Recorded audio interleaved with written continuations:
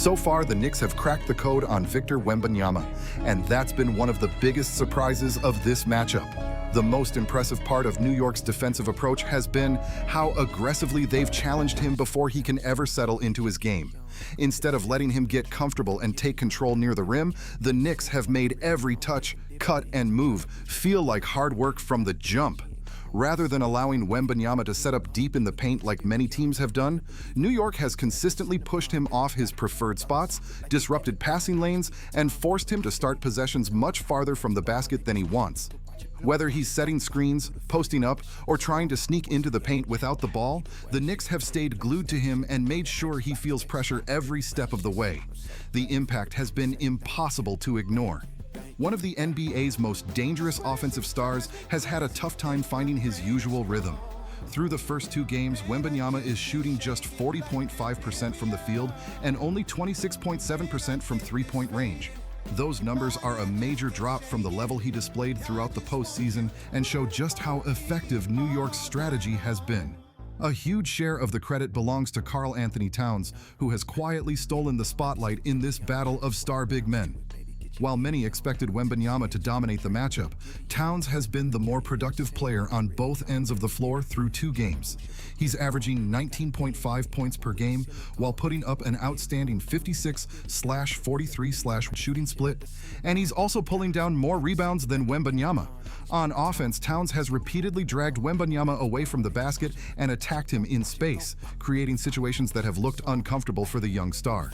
On defense, Towns has held firm, using smart positioning, strength, and timing to keep Wembanyama from getting into a consistent groove around the rim. And Mitchell Robinson deserves major respect, too. Coming off the bench, Robinson has turned nearly every possession into a physical battle. He's fought for position early, leaned on Wembanyama before catches, challenged shots relentlessly, and refused to give up easy rebounds. He's in shock right now.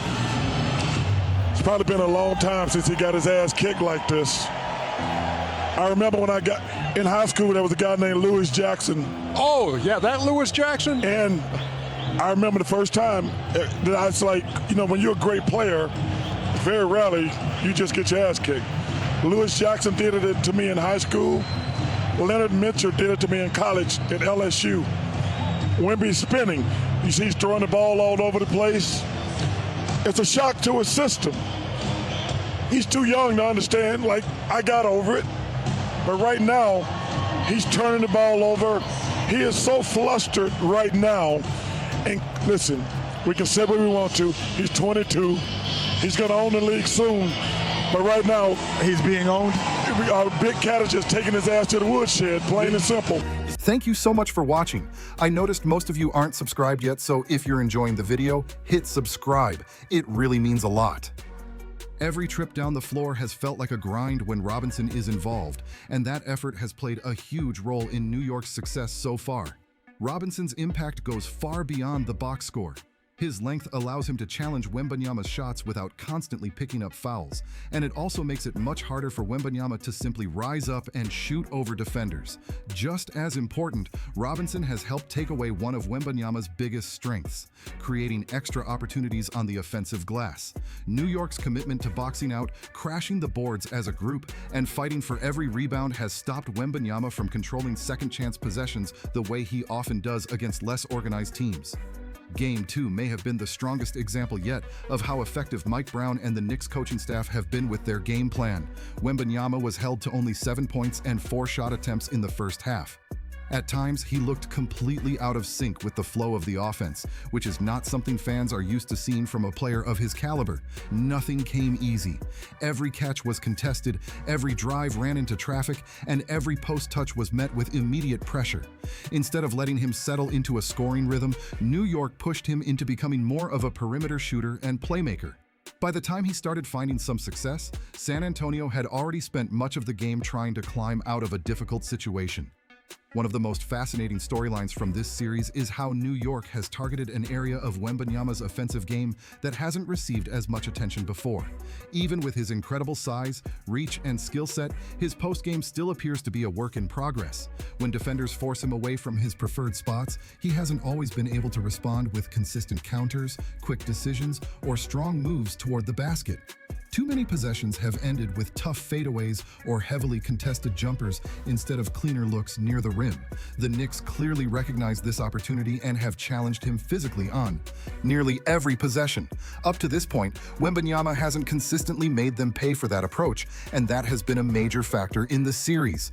One of the biggest lessons from the first two games is that adding a more polished and dependable post-game could take his offensive arsenal to another level moving forward.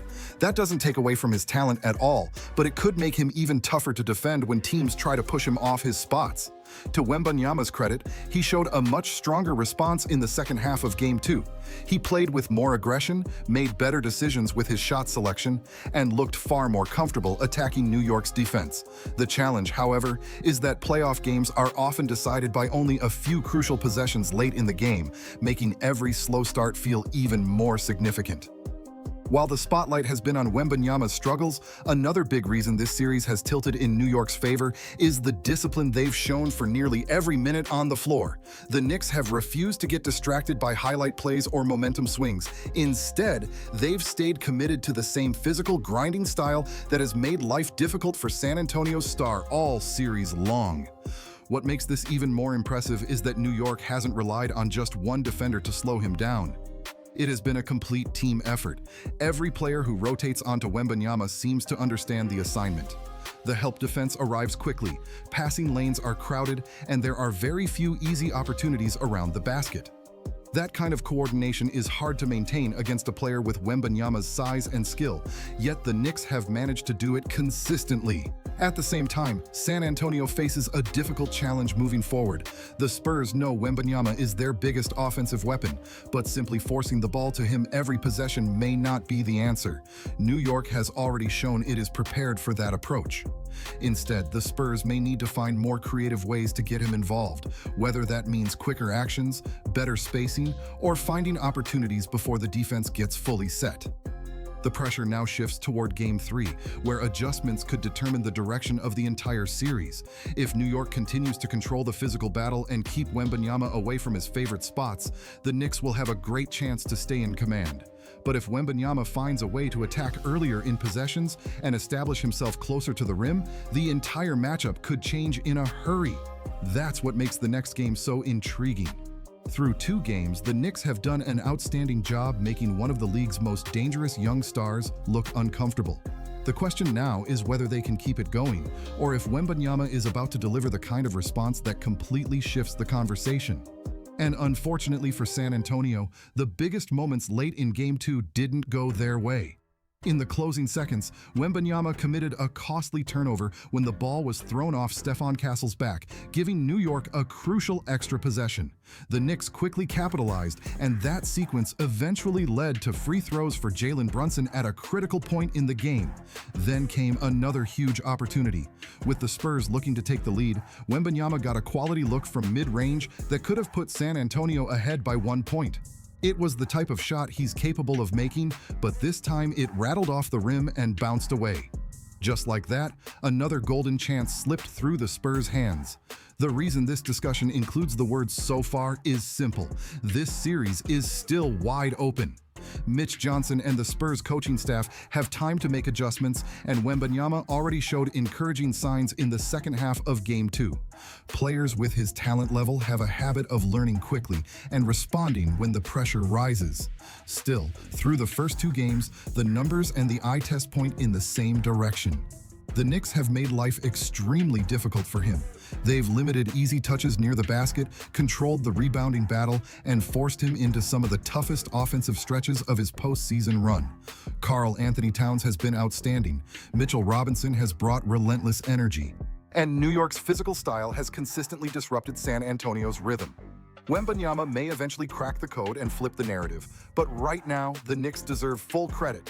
Through two games, they've done something very few teams have managed to do. They've made Victor Wembanyama look uncomfortable, and that has been one of the defining stories of this series.